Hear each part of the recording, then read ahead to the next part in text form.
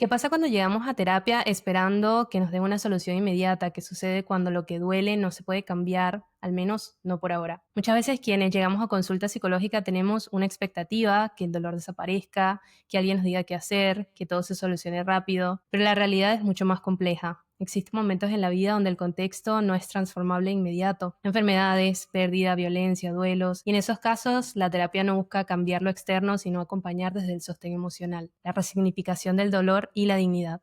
Hoy me acompaña una invitada de lujo para conversar sobre este tema, cómo manejar las expectativas de nuestros pacientes, qué tipo de procesos terapéuticos existen y qué podemos hacer como profesionales para acompañar de manera ética, sensible y efectiva. Ella es Vanessa García, psicóloga clínica y magíster en psicología clínica con especialización en terapia de pareja. Actualmente es psicóloga clínica en la Fundación Santa Fe de Bogotá y además atiende en su consultorio privado. Yo soy Heidi Pérez, psicóloga, y bueno, hoy me complace pues tener esta conversación contigo, Vanessa, bienvenida y muchas gracias también por acompañarnos para hablar de este tema tan importante que son las expectativas en lo que respecta a las consultas de psicoterapia. Muchas gracias, Heidi, por la invitación. Un gusto estar acá contribuyendo a la psicología desde la ciencia, desde profesionales formados para atender este tipo de situaciones que comentas. Gracias.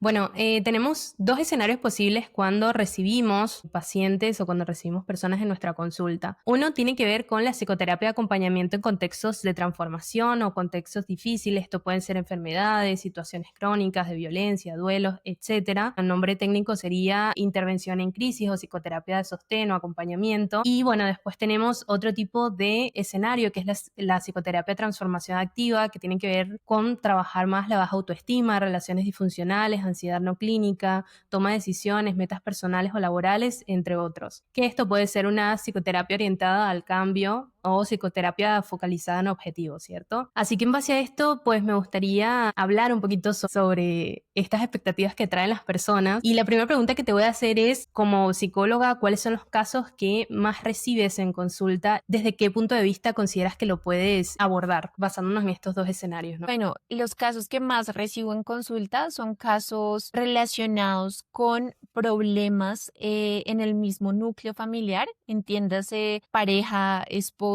ruptura de relaciones, conflictos entre mamá e hijo, y básicamente este tipo de dificultades como que impactan todas las áreas de ajuste de las personas que acuden a consulta, por lo general llegan bastante cargadas emocionalmente. Y bueno, ¿qué tipo de expectativas tienen los pacientes cuando llegan a terapia por primera vez? Yo creo que en la mayoría de casos que atiendo, las personas, claro, tienen una expectativa, sin embargo, por la misma carga emocional, es algo que se va decantando con el paso de las sesiones. En primer lugar, las personas buscan un espacio dentro de esa expectativa para ser escuchados, para poder descargar em, eso que sienten, esos problemas, y posteriormente ya vamos construyendo esos objetivos. Sin embargo, llegan demasiado centradas en el problema y con mucha tristeza, muchas emociones negativas, pues acorde a lo que están viviendo, ¿no? Que genera como mucha impotencia, mucha frustración, y también me doy cuenta que les genera una necesidad de cambio como que inmediata. Tal cual. ¿Y qué diferencia hace justamente esperar una solución a transitar el proceso? Uy, esa es una pregunta muy importante porque es algo que digo de entrada, y es muchas veces llegan con el problema o un panorama tan desesperanzador, y básicamente como que ponen la confianza en el psicólogo, ¿no? O sea, el psicólogo me va a decir qué es lo que yo tengo que hacer. Y eso no es cierto. O sea, el psicólogo está ahí para acompañar a la persona a entender en primer lugar cuál es el problema, y una vez que la persona entienda cuál es el problema, empezar a construir esas estrategias de cambio para transitar por esos patrones emocionales, comportamentales que debe realizar para finalmente pues salir como que de esa situación de crisis. En conclusión, el psicólogo no da la solución, el psicólogo acompaña a transitar ese cambio. Muchas personas por ahí también piensan que podemos dar consejos o decirte lo que tienes que hacer, cuando en realidad nosotros, en cambio, podemos quizá hacer las preguntas que te tienes que hacer para enfrentar esa situación, para verlo desde otra perspectiva. Así que me parece muy interesante y creo que acá hablamos también un poco, ¿no?, del límite de lo que un psicólogo o una terapia puede o debería ser. Justamente estaba leyendo ayer un caso de una psicóloga que se hizo amiga de su paciente. Bueno, de manera ética o profesional no podemos tampoco ser amigos de los pacientes y tampoco podemos atender a personas con las que estemos involucradas emocionalmente por este mismo tema de la objetividad, ¿no? El psicólogo para atender a una persona tiene que tener 100% objetividad y todo su sistema de creencias, su ego, todo tiene que quedar fuera de consultorio. Claro, y yo creo que es una bandera roja enorme si una persona va al psicólogo y el psicólogo le dice qué es lo que tiene que hacer. Eso nosotros no lo hacemos porque, como tú bien dices, con las personas conocidas, con los amigos, con las personas cercanas, pues nosotros queremos que en cierta medida ellos hagan lo que nosotros esperamos que está bien según nuestras creencias, nuestras perspectiva de vida. Sin embargo, cuando nosotros tenemos en consulta a un, llámese consultante, paciente, básicamente estamos allí para que ellos mismos puedan cuestionarse quiénes son ellos y qué necesitan, no qué necesito yo como psicóloga que mi consultante haga, porque ahí ya es una bandera roja enorme. Totalmente de acuerdo. Justamente quiero traer un caso que vi o escuché de un psicólogo o un terapeuta que dio un consejo a una madre cuyo hijo pues perdió la vida con su suegra, o sea, lo dejó a cargo de su suegra. Entonces el terapeuta le dio como consejo dejar a su otro hijo, al hijo que le quedaba, de nuevo con esta persona para poder sanar ese vínculo y ese otro hijo también falleció. Entonces, acá podemos ver una consecuencia real de lo delicado que es que un psicólogo intervenga dando consejos cuando la consecuencia puede ser devastadora y no es que no podemos interferir en el proceso del paciente porque es su proceso y estas personas confían su vulnerabilidad en nosotros, así que tiene que ser pues obviamente con el mayor profesionalismo y mejor manejo posible. Claro, no podemos influir en la toma de decisiones de las personas. Es cargar una responsabilidad que no le corresponde al terapeuta precisamente por el desenlace de la situación y las personas llegan tan vulnerables a consulta que ponen toda su confianza en el terapeuta y nosotros como terapeutas tenemos una responsabilidad inmensa en manejar esa vulnerabilidad de las personas para su bienestar, no para que hagan lo que nosotros deseamos. Ahora me gustaría preguntarte cómo podemos manejar nosotros los casos donde la realidad del paciente no pueden cambiarse fácilmente, como sería una enfermedad terminal o un entorno violento. Bueno, yo creo que estos casos los solemos llamar como casos de pautas severas o eventos estresores no normativos, donde son situaciones que llegan repentinamente a la vida de una persona que traen mucho dolor y que exigen que la persona realice un cambio para poder tener como que ese bienestar posible. En el caso de las enfermedades, situaciones que son la muestra de lo que es la característica del ser humano y es no tener el control de lo que sucede, algo que se realiza es llevar como que a ese proceso de aceptación, asimilación de la enfermedad, adherencia al tratamiento, no solamente a la persona que padece la enfermedad, sino a todo su sistema familiar para que se adapten a las nuevas necesidades de esa enfermedad. También cuestionar si es una enfermedad terminal, empezar como que a generar ciertos trámites, rituales que la persona quiere realizar para poder morir de la forma más tranquila posible, acompañar emocionalmente en todos los cambios que trae una enfermedad en la vida de la persona, tanto a nivel físico, emocional, en su área laboral, es lo que se puede hacer. O sea, sí tenemos demasiado para hacer, Claro. así no cambiemos la situación de la enfermedad, ¿no?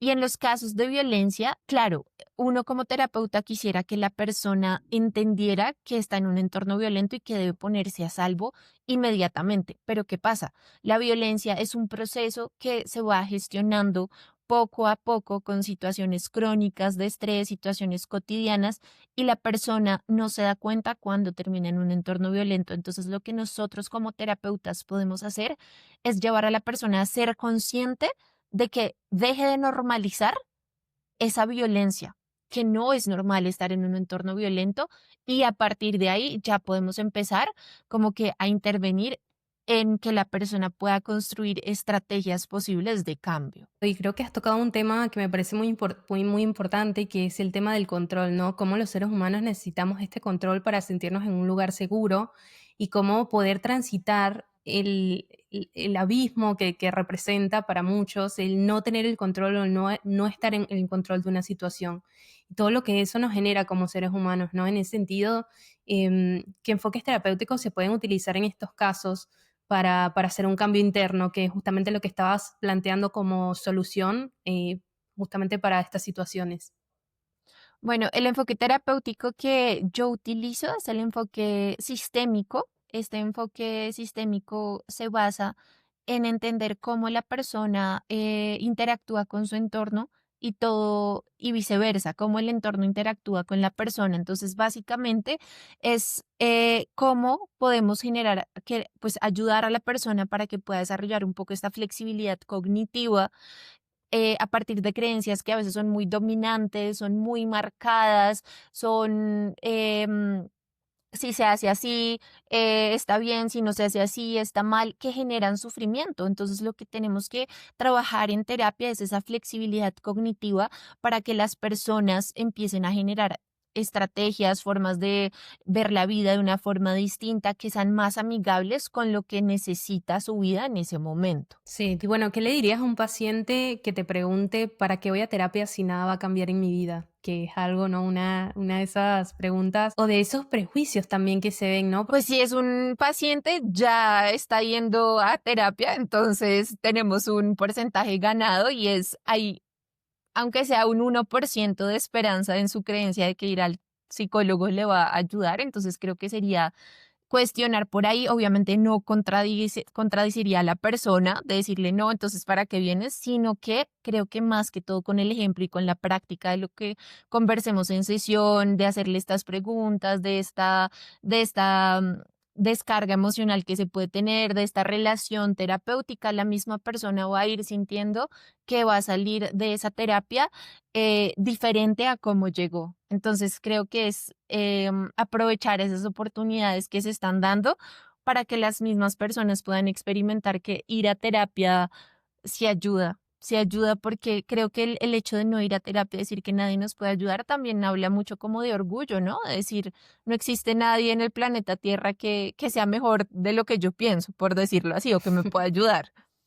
Claro, sí, yo creo que parte del proceso terapéutico tiene un porcentaje muy alto de la disponibilidad de la persona o de la actitud de la persona en relación al cambio y a lo que se puede hacer o trabajar. Y cuando la persona viene predispuesta, por ahí el proceso de cambio puede demorar un poquito más, pero una vez que la persona se da cuenta de que pedir ayuda no es ser débil, más bien te hace valiente, ¿no? Porque el proceso terapéutico es un proceso transformador y que no es tan fácil dar ese paso, pero cuando una vez que lo haces y te vas dando cuenta de los avances emocionales y el impacto que tiene en la calidad de vida, pues ya ahí se va cambiando esta percepción y el proceso de cambio se acelera de algún modo cuando la persona va más dispuesta. Así que si estás yendo a terapia, tu proceso y tu voluntad al cambio influye mucho en el tiempo que pueda durar el proceso. Que eso por ahí también puede ser una de las dudas que más llegan, ¿no? ¿Cuánto puede demorar esto? ¿Cuánto puede durar? ¿O cuánto tiempo puedo estar en terapia? Nosotras previamente estuvimos hablando de este tema, ¿no? De cuántas sesiones se pueden hacer y bueno, de acuerdo a la formación de cada psicólogo y del enfoque terapéutico, puede durar tanto o cuánto. En nuestro caso, Vanessa, nosotros coincidimos porque las dos tenemos una formación más orientada a sistémica, ¿no? Nuestro enfoque es sistémico. Bueno, en mi caso yo soy integrativa porque utilizo de varias corrientes, pero coincidimos que nosotros cuando empezamos a definir los objetivos terapéuticos y más o menos cuánto puede durar la intervención terapéutica, podemos empezar con 8 a 12 sesiones más o menos y después, dependiendo del avance del paciente, eso puede irse modificando. ¿Cómo sería en tu caso? ¿Cómo lo ves eso y cómo lo planteas con tus pacientes? Yo procuro que los consultantes me puedan ver a mí como la psicóloga transitoria de su vida, o sea, no la psicóloga que va a estar toda la vida al lado de ellos hasta que se mueran y van a estar en terapia, no. Eso es generar una dependencia al psicólogo en donde en realidad mi objetivo es que ellos vengan a consulta, trabajemos ese problema y puedan salir otra vez a enfrentar sus problemas con las estrategias aprendidas. Ya si quieren regresar por otros temas, genial, pero por el mismo tema, yo casi siempre en la práctica lo que he visto es que requiero de entre 8 a 12 sesiones, precisamente con una frecuencia semanal o quincenal, y ya posteriormente podemos empezar a espaciar un poco las sesiones, una vez al mes, una vez cada 2 meses, para que no sea tan abrupto el cortar el proceso terapéutico como tal. Sin embargo, acá hay algo que le quiero decir a todas las personas, y es: con una sesión de terapia no se van a resolver los problemas, porque nosotros como terapeutas también somos personas y necesitamos conocer la historia de vida de la persona que estamos atendiendo para poder saber cuáles van a ser los objetivos terapéuticos, hacia dónde vamos a transitar, en qué nos vamos a enfocar. Entonces, aproximadamente de 8 a 12 sesiones em, conforman un muy buen proceso terapéutico con cambios que las personas pueden notar. Me encanta esto también que dices de no generar la dependencia en el paciente. Me parece algo muy importante que las personas puedan identificar sus propias herramientas, porque ya es que lo tienen, pero puedan identificar sus propias herramientas y llevárselas y utilizarlas en su día a día, pero sin que dependan del profesional para vivir su vida mejor. Así que en eso pues coincido y es lo que procuro también en mis sesiones. Ya hablando un poquito más de los casos donde sí pueden haber cambios activos porque quizá el contexto no es tan complejo o es modificable, ¿qué herramientas puede ofrecer la terapia cuando el paciente sí tiene la posibilidad de accionar sobre su realidad? Bueno, cuando no son casos de pautas severas como los que conversamos, sino son casos más relacionados de pronto con transiciones del ciclo vital, con crisis debido a problemas en alguna de sus áreas de ajuste, yo considero que una herramienta que pueden adquirir en terapia es precisamente esa capacidad de aprender a sentir sus emociones, porque por lo general las personas entramos en crisis cuando sentimos emociones negativas, ¿no? Entonces, la mayoría de personas llegan a consulta porque dicen: no, me estoy sintiendo triste, me estoy sintiendo estresada, me estoy sintiendo de tal manera, pero no se dan cuenta que su entorno mismo, dependiendo de dónde sea el problema, si es un problema laboral, si es un problema de pareja, si es un problema incluso con ellos mismos, pues les está pidiendo que entiendan ese mensaje que esas emociones negativas les está queriendo traer, que dejen de normalizar o de distraer ese malestar por medio de las redes sociales, por medio del ejercicio, que claro, hacer ejercicio es muy bueno, pero el ejercicio te calma momentáneamente. Si tú no solucionas el problema, después vuelve a aparecer el problema. Entonces, considero que en estos casos, esa capacidad de introspección es fundamental para que las personas aprendan cómo gestionar sus emociones. Y hablando de eso que dices de cómo tapar ese dolor, me haces acordar a personas o comentarios que he leído de si haces ejercicio, si tienes una buena alimentación, si sales al sol y haces estos pasos, pues vas a tener la vida solucionada, ningún problema te va a atacar, cuando no es así. Nuestro sistema emocional de creencias y nuestra psique es realmente profunda y compleja e interviene mucho el contexto. Influyen todas las variables a nuestro alrededor y los aspectos de nuestra vida y nuestro rol en esas diferentes etapas o roles de nuestra vida influyen en cómo nos vamos a sentir y cómo vamos a actuar. Así que no podemos reducir nuestros síntomas a que hacer una sola cosa pues va a influir en eso. Obviamente que sí, sí suma. Todo lo que te haga bien suma a que tu bienestar pueda estar óptimo, a que tu bienestar pueda estar en el lugar donde quieres que esté, pero no lo va a determinar. De hecho, hay personas que han llegado al éxito o a lo que considerarían felicidad y luego se sienten vacíos. Ya logré todo, tengo todo el dinero, hago ejercicio, hago todo lo que dicen que tengo que hacer y aún así no me siento bien, siento este vacío. Defiendo mucho el hecho de que no podemos compararnos con el otro, no podemos comparar nuestro proceso hoy en día que estamos tan expuestos y tan estimulados con las redes sociales. Es muy fácil identificarnos o compararnos con los otros, pero no podemos hacerlo porque es que su proceso, sus tiempos y el de nosotros no son los mismos. No, porque él se compró, él llegó, él hizo, ella tal, ella se casó con un extranjero, ella tal, ¿sabes? Ese tipo de cosas realmente no suman a nuestro bienestar y es justamente lo que veo todos los días en las redes sociales que está sucediendo con las personas. ¿Qué opinas de eso? Creo que tocas un tema fundamental que yo le llamaría intrusismo profesional, y es como todos estos influencers, estos coach de salud, una persona que de repente de un día se levanta y dice: voy a dar consejos en salud mental que me han funcionado a mí, están saturando las redes sociales.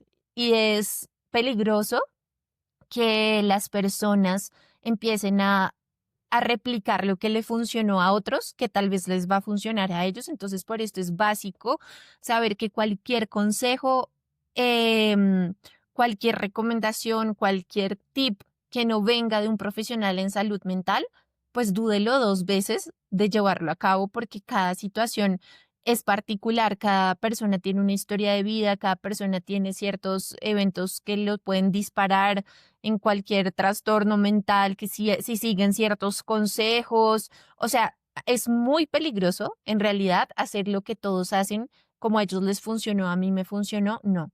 Por eso hay profesionales que se dedican a estudiar caso a caso el contexto de vida, la historia de vida de cada persona para poder construir un plan de tratamiento y que las personas logren ese bienestar. Ahora está, todos los extremos son malos, o sea, acá no hablamos de dedícate solo al ejercicio, dedícate solo a comer bien y todos tus problemas se van a solucionar. No, es un equilibrio.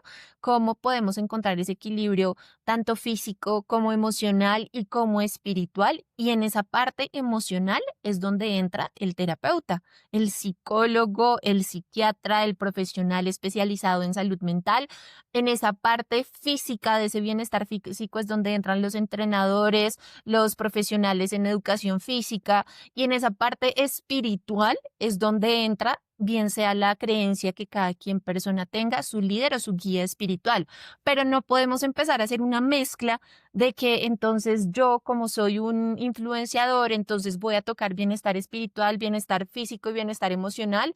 No, o sea, cada persona tiene su rol, entonces súper importante eso que estamos mencionando de saber que cada historia es única y repetible y no lo que me funciona a mí te va a funcionar a ti. Creo que acabas de dar en el clavo con una de las frases que más escucho, ¿no? Es que si yo pude, tú puedes. No, no, no es así.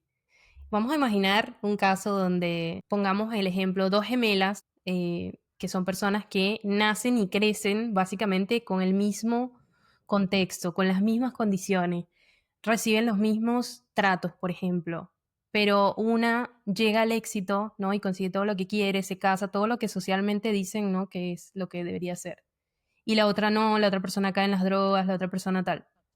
Creo que ahí podríamos ver un ejemplo claro de si yo pude, tú puedes. ¿Por qué una pudo y otra no?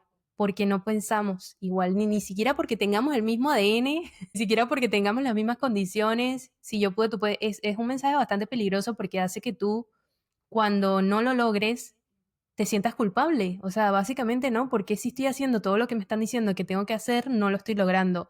Pone la culpa en ti y excluye todo el contexto de un sistema, por ejemplo, del que somos partes, ¿verdad? De toda la influencia de lo que hay alrededor de las condiciones socioeconómicas, incluso políticas. O sea, hay todo un trasfondo que es justamente lo que dices, ¿no? Nosotros lo vemos en terapia y logramos mapear básicamente, porque lo que nosotros hacemos es poder identificar todas estas áreas de la persona y cómo influyen en ese problema que está manifestando, en esos síntomas puntuales que está trayendo, qué detona cada una de esta sintomatología y cómo podemos guiar a la persona para que pueda encontrar las herramientas y sobrellevarlo, ¿no? Al final, muchas veces la terapia ni siquiera es para sanar como tal, sino para aprender a convivir con esas situaciones, por ejemplo, en el Mm, caso de que no se pueda cambiar el contexto, ¿no? Con la persona que no puede cambiar un cáncer, cómo poder sobrellevarlo y aceptar y adaptarnos a cada etapa de nuestra vida porque cada una es diferente y también nos influye de manera diferente en nuestro estado de ánimo. Me parece muy, muy valioso este aporte desde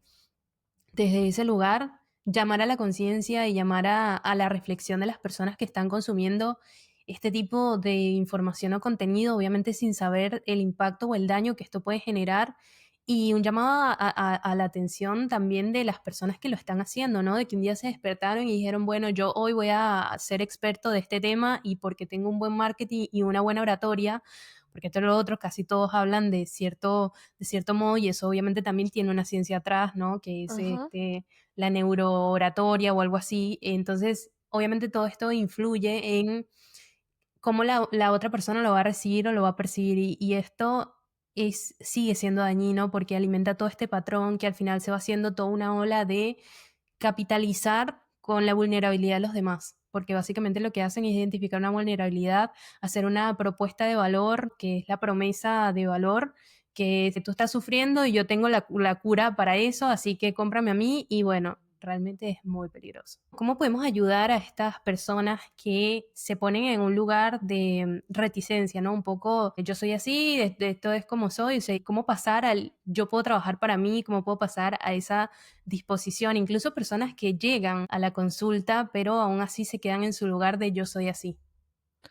Yo creo que este tipo de personas que llegan a consulta con ese relato rígido son personas que la están pasando muy mal, ¿sabes? O sea, son personas que están teniendo manifestaciones o síntomas físicos muy fuertes, llámese un dolor de espalda muy fuerte, llámese dolor en las articulaciones, llámese también un ataque de pánico, ataque de ansiedad. ¿Por qué? Porque son personas que no están queriendo escuchar cuáles son los cambios que necesitan realizar en su vida. Entonces, básicamente, el sistema nervioso es muy inteligente y el sistema nervioso del ser humano dice, si no sacas esa emoción, si no elaboras esa emoción, yo voy a encontrar la forma de salir y casi siempre la forma de salir, ese yo soy así, no voy a hacer ningún cambio, es por medio de las enfermedades y por medio de los trastornos en salud mental. Entonces, creo que estas personas que suelen pensar muchas veces, yo soy así, no voy a cambiar y punto,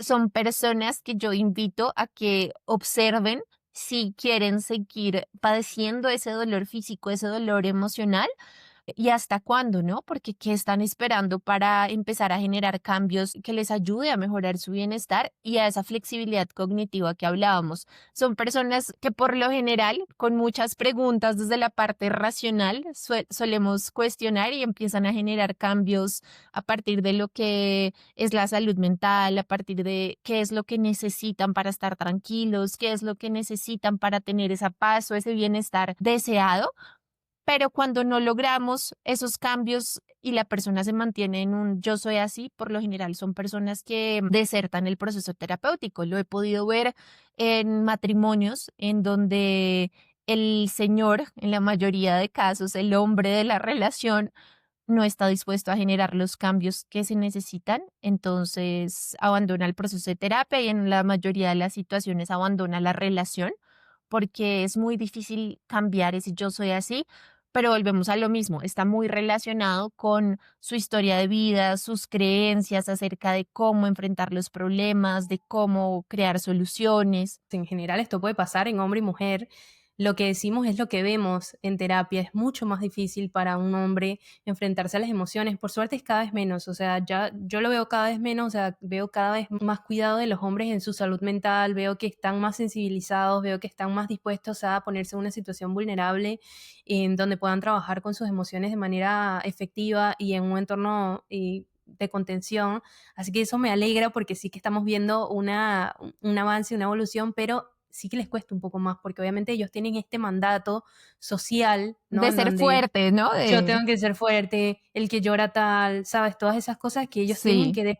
que, bueno, como desconstruirse a lo que dicen ahora, nosotros en psicología decimos desaprender para poder construir lo que a cada uno le es funcional, porque todos tenemos mandatos, todos tenemos como un patrón el cual seguir, pero nosotros podemos adaptar esos patrones a lo que nos funciona a nosotros, no tenemos por qué seguir todo a pie de la letra de lo que se dice. Mira, yo lo que invito mucho a las personas es que empiecen a formar criterio, empiecen a formar un pensamiento objetivo, como cuando ustedes reciben un mandato, o sea, por ejemplo, reciben un mandato social.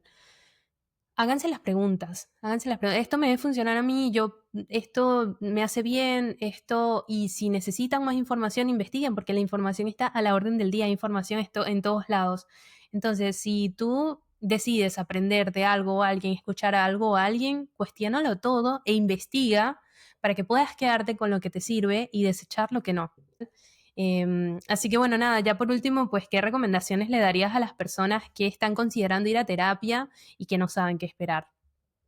Bueno, yo en primer lugar las felicitaría porque son muy valientes de ir a terapia. Ir a terapia no es fácil, en cierta forma es ir a que alguien se meta al rancho de tu vida, y eso requiere mucha valentía, requiere un proceso de toma de decisiones, de evaluarlo, pero si pudiera darles unos consejos, en primer lugar sería pregunten la formación específica que tiene esa persona, preferiblemente que tenga un posgrado en psicología clínica, si es una persona que va a realizar psicoterapia. Adicional, es importante que pregunten el enfoque terapéutico, en qué consiste, que ustedes puedan cotizar en cierta forma este enfoque terapéutico en qué consiste, este enfoque terapéutico de esta otra psicóloga en qué consiste, con cuál enfoque me siento más a gusto, acorde a mi forma de ser y a mi estilo de vida. Y también que pregunten más o menos cuántas sesiones van a requerir para su proceso de psicoterapia. Es algo clave, fundamental, que la persona tenga un consultorio físico o también un espacio online privado, en silencio, donde pueda atenderles. No se hacen consultas en cafés, no se hacen consultas en centros comerciales, no se hacen consultas en el parque, porque precisamente el contexto de la relación profesional está marcado por un contexto seguro en donde la persona va a poder desenvolverse, llorar, hablar libremente y tranquilamente, que son espacios que no nos permiten como que tener ese espacio profesional que tanto están buscando. Entonces, esas serían mis recomendaciones básicas y todo consejo de salud mental o toda recomendación más que todo de salud mental que siempre provenga de un profesional especializado en el área. Tal cual, espectacular la recomendación. Esto último que mencionaste es el encuadre terapéutico, muy importante, ¿no? Que es el espacio donde justamente se van a generar todos los procesos de manera segura. Y sí que es muy importante que lo tengan definido, si va a ser virtual, si va a ser presencial, si va a ser mixto, pero siempre en ese encuadre profesional terapéutico. Así que bueno, ¿dónde podemos encontrarte tus redes sociales? ¿Qué servicios ofreces hoy en día? Y bueno, ¿dónde estás ubicada también si lo quieres compartir por acá? Si no, yo lo voy a dejar en la cajita de descripciones. Bueno, yo estoy ubicada en Bogotá, Colombia, mi consultorio físico. También realizo consulta virtual y me pueden encontrar en Instagram como psico.vanegarcía o en LinkedIn como Vanessa García Gualdrón. Perfecto, gracias, Vane. Y bueno, para todas las personas también que quieran verificar si un psicólogo puede atender, yo les recomiendo, cada psicólogo tiene un número de matrícula. Siempre verifiquen que ese número de matrícula es válido, ¿ok? Y hay páginas específicamente para esto y la pueden buscar en internet, toda la información está ahí. Así que bueno, voy a estar de todas maneras compartiendo tus redes sociales. Vane, muchísimas gracias por acompañarnos. Me parece que toda esta información es muy valiosa y van a poder utilizarla y aprovecharla las personas que nos ven. Me alegra mucho que podamos generar este tipo de espacios. Considero que justamente suma un montón a contrarrestar estos efectos negativos que estamos viendo hoy en las redes sociales de personas que están mal informando, o nosotros desde un lugar de profesionalismo podemos y tenemos la responsabilidad de educar y de divulgar la información que sí es correcta. Así que te agradezco por ser parte de esta iniciativa. Así que bueno, a los que nos escuchan, yo soy Heidi Pérez, también psicóloga. Me pueden encontrar como @psicokaizen. Y bueno, si alguna vez llegaste a terapia con alguna expectativa y después todo cambió por completo, déjamelo en los comentarios, queremos leerte, no olvides de suscribirte y compartirle este video a las personas que consideres que lo puedan utilizar. Muchísimas gracias por ver y nos vemos en un siguiente episodio. Hasta luego. Chao.